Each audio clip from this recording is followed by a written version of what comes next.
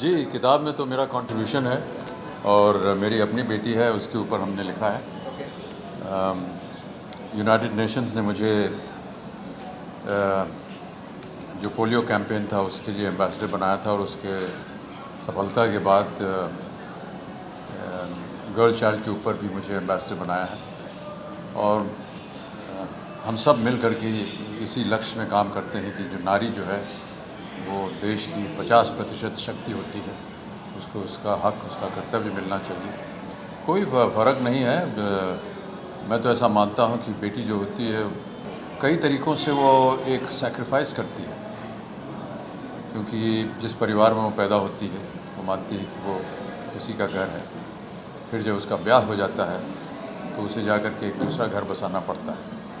और इस तरह से मैं मानता हूँ कि नारी जो होती है उसमें ज़्यादा शक्ति होती है, क्योंकि दो तरह के उसको एक जीवन बिताने पड़ते हैं, फिर उसको अपना घर बनाना पड़ता है। और नारी के लिए घोंसला बनाना सबसे अहम उसके मन में एक प्रतिक्रिया होती है, बात भी होती है। और किस तरह से वो आकर के जिस घर में वो ब्याही है उसे अपना घर बनाना पड़ता है, ये सारी चीज़ें हैं। बहुत सारी अच्छी अच्छी बातें हैं नारियों के बारे में।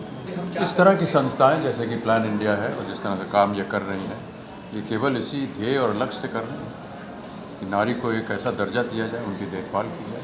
निर्भया कांड जो था वो बहुत ही घिनौना कांड था और मेरा ऐसा मानना है कि समाज भी बहुत सचेत हो गया है।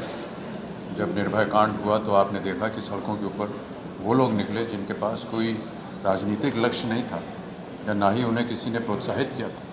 उनको स्वयं लगा कि ये समाज के खिलाफ एक काम हुआ और किस तरह से उन्होंने सरकार को, सिस्टम को प्रभावित किया कि वो एक न्याय निकालें, एक कानून निकालें। और मैं समझता हूँ कि इस तरह की और कार्यक्रम होंगे और जब कभी भी मेरी आवश्यकता पड़ेगी किसी चीज़ को बढ़ावा देने के लिए तो मैं हमेशा सामने आऊँगा, क्योंकि मैं समझता हूँ कि जब तक समाज में ये बदलाव नहीं आएगा तब तक समाज जो है वो एक स्तर पे पहुँचना चाहिए जहाँ पर उसे नारी को स्वीकार करना चाहिए कि वो 50% शक्ति है देश की। मेरी बेटी मेरी शक्ति किताब के लिए इसमें जितने भी सेलिब्रिटीज़ चुने गए हैं उसकी बेसिस ये थी कि उनका अपनी बेटियों के साथ किस तरह का रिश्ता रहा है और किस तरह से उन्होंने अपनी बेटियों को आगे बढ़ने के लिए उत्साहित किया है, किस तरह से उन्होंने अपने बेटियों को सशक्त बनाने की कोशिश की है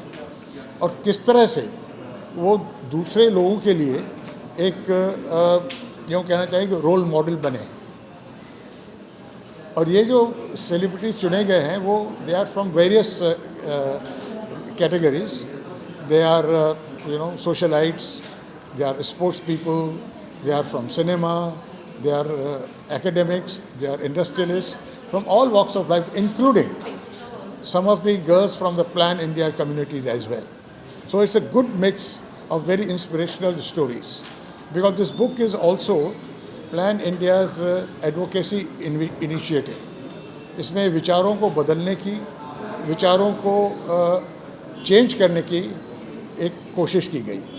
देखिए, बहुत महिलाएं हैं। सच ये है कि जो महिलाओं का जिक्र आता है, एक दो महिलाओं पर हम रुक जाते हैं। अच्छे पॉलिटिशियंस हुए हैं, अच्छे म्यूजिशियंस हैं हमारे देश में। यहाँ तक कि आप हिस्ट्री में जाएंगे तो आपको गार्गी जैसी विदुषी महिलाएं भी मिलती हैं। तो अगर आप हमारे देश की संस्कृति पर गौर करें तो हमारे यहाँ बहुत ही फैंटास्टिक अचीवर्स हुई हैं एज विमेन, जिनके ऊपर फिल्में बनाई जानी चाहिए। और सबसे पहले तो अपनी माँ पर फिल्म बना लेनी चाहिए, क्योंकि मुझे लगता नहीं कि हम कोई भी अपनी माँ के जो एहसान हैं उसको कभी उतार सकते हैं।